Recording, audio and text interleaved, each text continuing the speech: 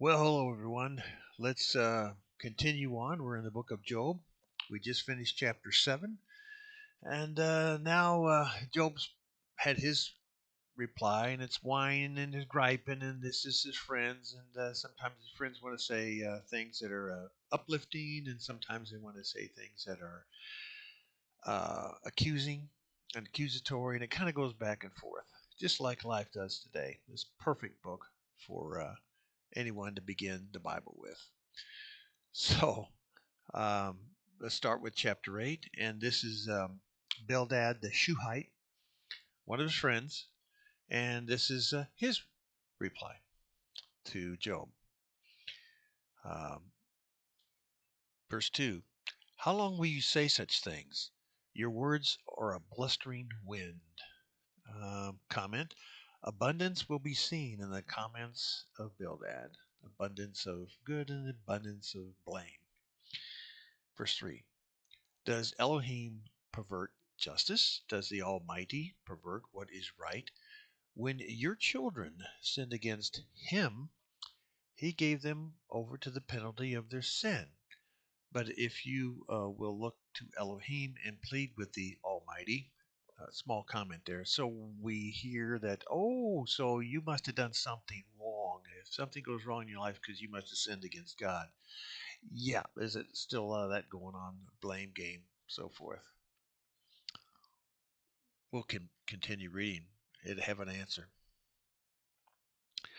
Verse 5. But if you will look to Elohim and plead with the Almighty, if you are pure and upright, even now He will rouse Himself on your behalf and restore you to your rightful place.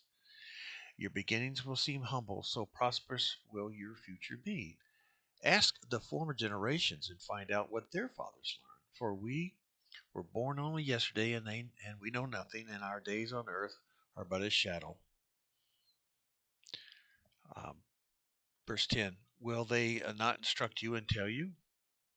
Will they not bring forth words from their understanding? Can papyrus grow tall where there's no marsh? Can reeds thrive without water? While still growing and uncut, they wither more quickly than grass. Such is the destiny of all who forget Elohim. So perishes the hope of the wicked. What he trusts in is fragile. What he relies on is a spider's web. He leans on his web, it gives way. He clings to it, it doesn't hold. He is like a well-watered plant in the sunshine, spreading its shoots over the garden. It entwines its roots around a pile of rocks and looks for a place among the stones. But when it is torn from its spot, that place disowns it and says, I never saw you. Surely its life withers away, and from the soil other plants grow. Surely Elohim does not reject a blameless man or strengthen the hands of the evildoers. He will yet fill your mouth with laughter and your lips with shouts of joy. Your enemies will be clothed in shame, and the tents of the wicked will be no more. So if you do everything perfect, your life will go good. If you're upright with the Father and not sin, everything will go good for you. Yeah. Um, Chapter 9. Then Job replied, Indeed, I know that this is true, but how can a mortal be righteous before Elohim? Comment, that's a good one. Though one wished to dispute with him, he could not answer him. One time out of 1,000. His wisdom is profound, his power is vast. Who has resisted him and come out unscathed? He moves mountains without their knowing it and overturns them in his anger. He shakes the earth from its place and makes its pillars tremble. When he speaks to the sun, it doesn't shine. He seals off the light, stars, and he alone stretches out the heavens and treads on the waves of the sea. Comment, remarkable statement there. More to come on that, especially when we get to chapter 40, when finally, after all this, from chapter 9 all the way to 40, Yahweh speaks. And then it's time to listen.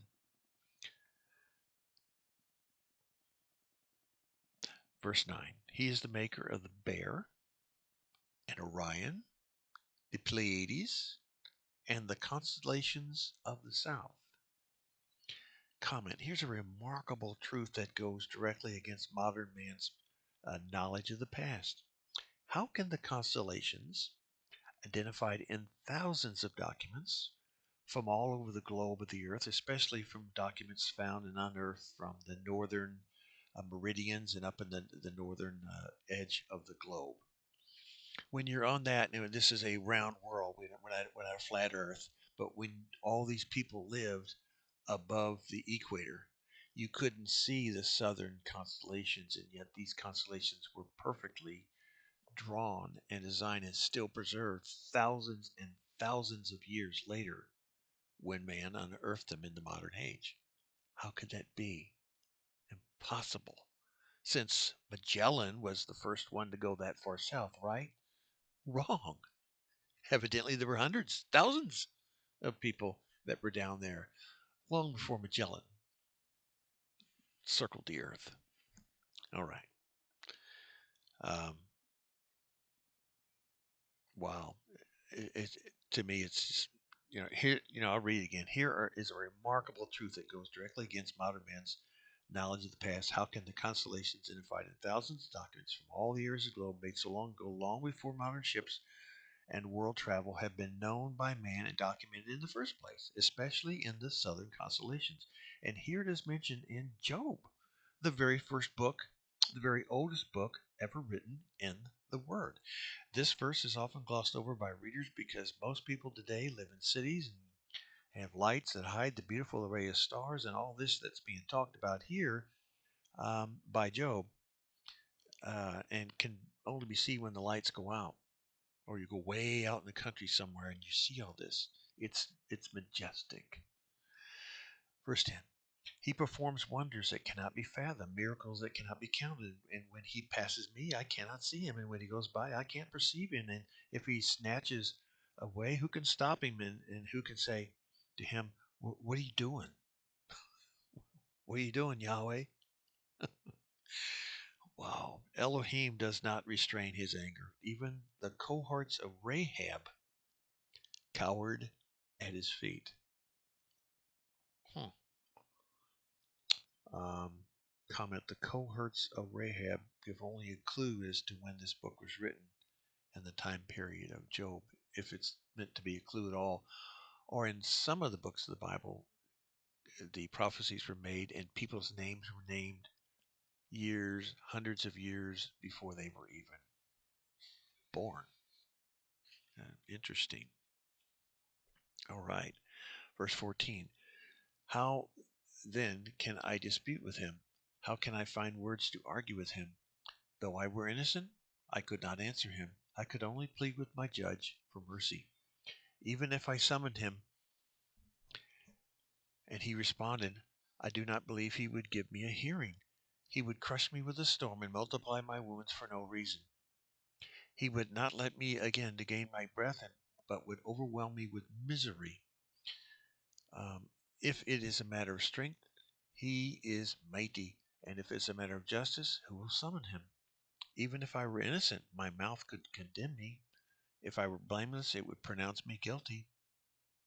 Comment. Here we read where Job's understanding or sin is that he is self-righteous. Verse 21. Although I am blameless, I have no concerns for myself. I despise my own life. It is all the same. That is what I say. He who destroys both the blameless and the witless. When a scourge brings sudden death, he mocks the despair of the innocent. When a land falls in the hands of the wickedness, he blindfolds its judges. If it was not he, then who is it? My days are swifter than a runner. They fly away without a glimpse of joy. They skim past like boats of papyrus, like eagles swooping down on their prey. And if I say, I will forget my complaint, I will change my expression, smile, I still dread all my sufferings, for I know you will not hold me innocent. Since I am already found guilty, why should I struggle in vain? Even if I wash myself with soap and my hands with washing soda, would you plunge me in the slime pit so that even my clothes would detest me?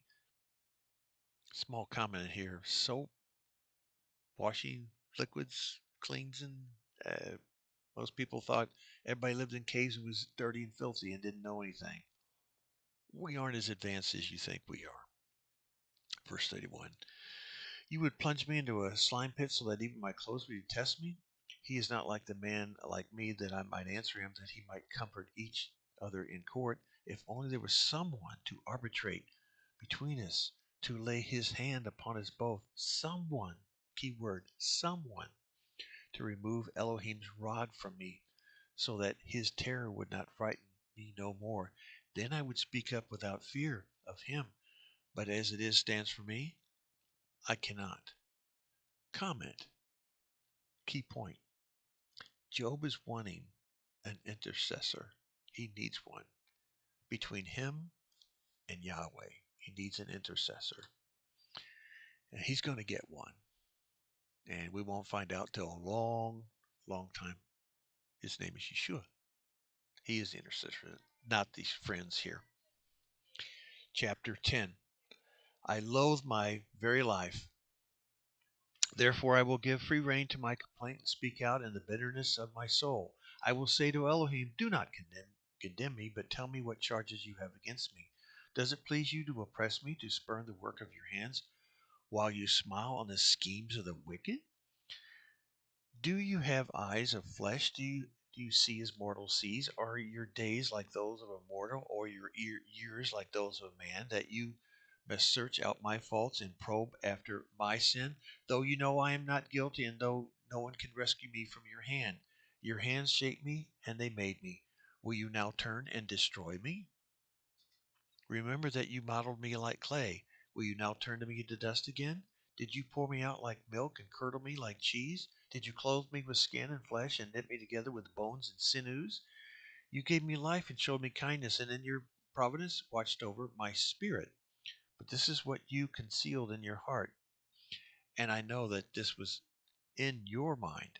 If I sinned, you would be watching me and would not let my offense go unpunished.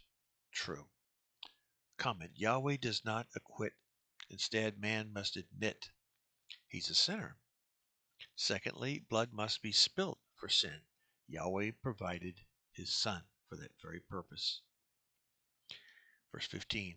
If I am guilty, woe to me. If I am innocent, I cannot lift my head, for I am full of shame and drowned in my affliction. If I hold my head high, you stalk me like a lion and again display your awesome power against me. You bring new witnesses against me and increase your anger towards me, and your forces come against me, wave upon wave. Why then did you bring me out of the womb? I wish I had died before any eye saw me.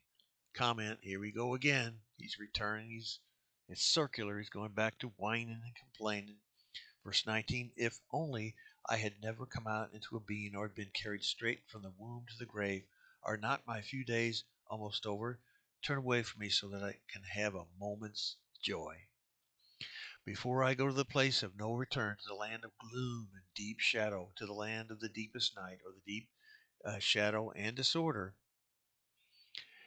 where even the light is like darkness. Chapter 11, here comes the next buddy, Zophar the Naamathite. And he replies, are all these words to go unanswered? Is this talker to be vindicated? Comment. So far, once again, has an abundance of words with purpose in his speech. Verse 3. Will your idle talk reduce men to silence? Will no one rebuke you when you mock?